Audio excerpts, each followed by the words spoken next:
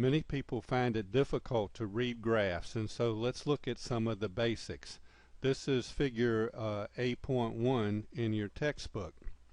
And the common sense of what this graph is saying is that if you study more during the week, you're going to have a better grade point average. So let's look at some of the points here.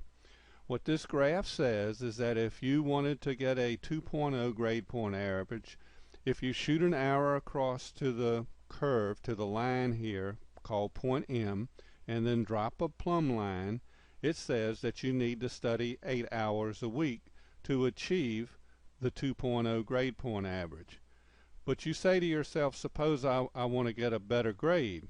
So you come up here on the vertical axis to 3.0 GPA, you shoot an arrow across to point N, and then drop a plumb line, and you see that according to this, you need to study 12 hours per week to get a GPA of 3.0.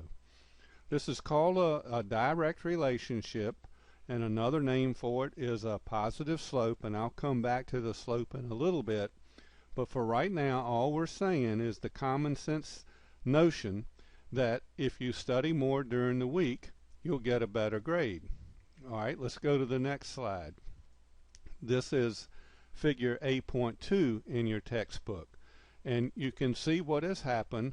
The line here is shifted over to the right, and now let's see how we interpret it.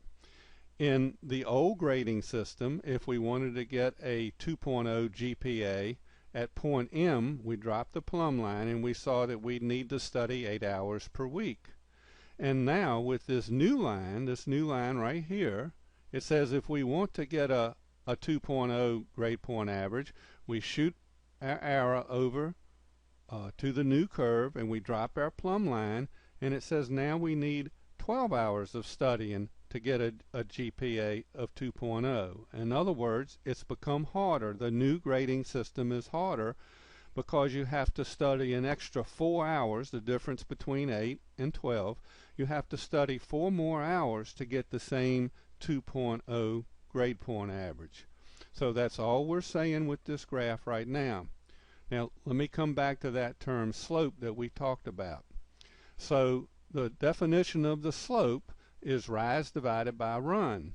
So let's look at the same graph we were dealing with. We're at point M and at point N, and if we look at the rise is 1.1 GPA. In other words, we go from a 2.0 to a 3.0, and that is called the rise.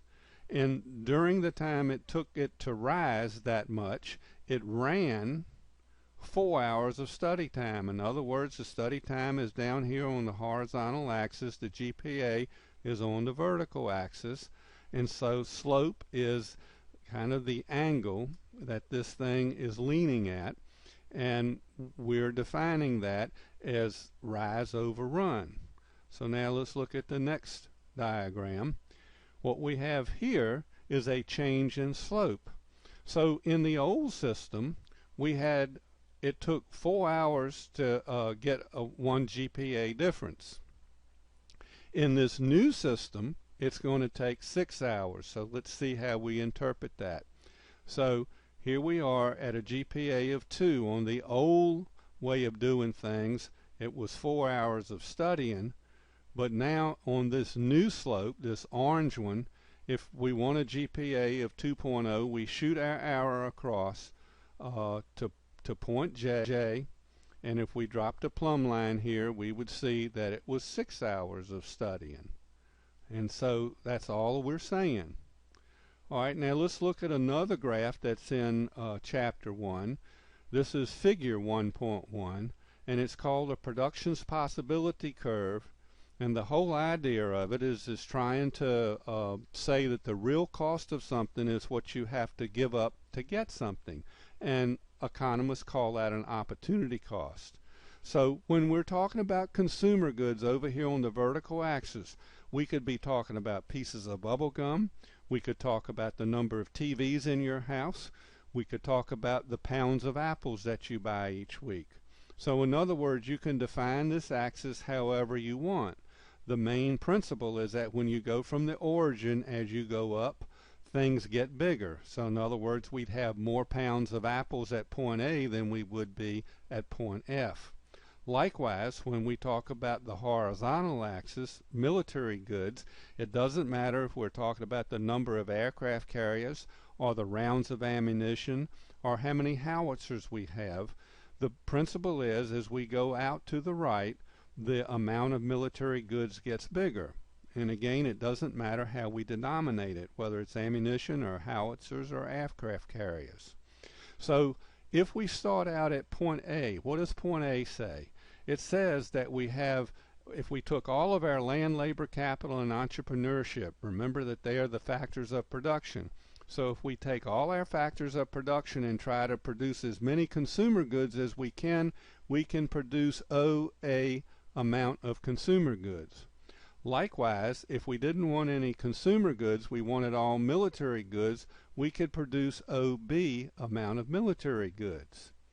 And if we did not want OB military goods and we did not want OA consumer goods, the alternatives are on this frontier line right here. This is called the productions possibility frontier or the productions possibility curve.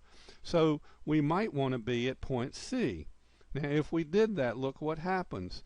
We lost AD amount of consumer goods, but we gained OE amount of military goods.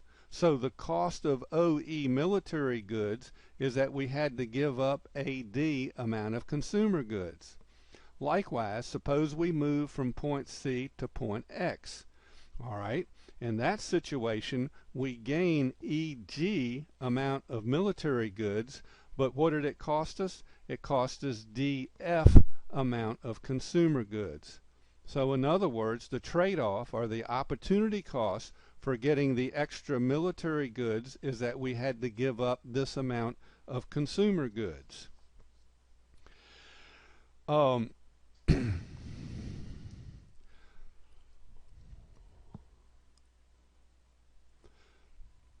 You want to learn how to become comfortable with reading graphs, and the more you do it, the easier it'll get.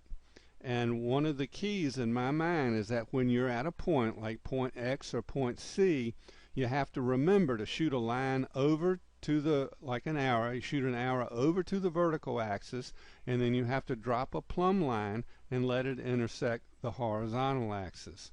So it might seem difficult now, but it truly does get easier as you work with it. And in economics, so much information is provided in terms of graphs and charts and tables, you just have to learn to become familiar.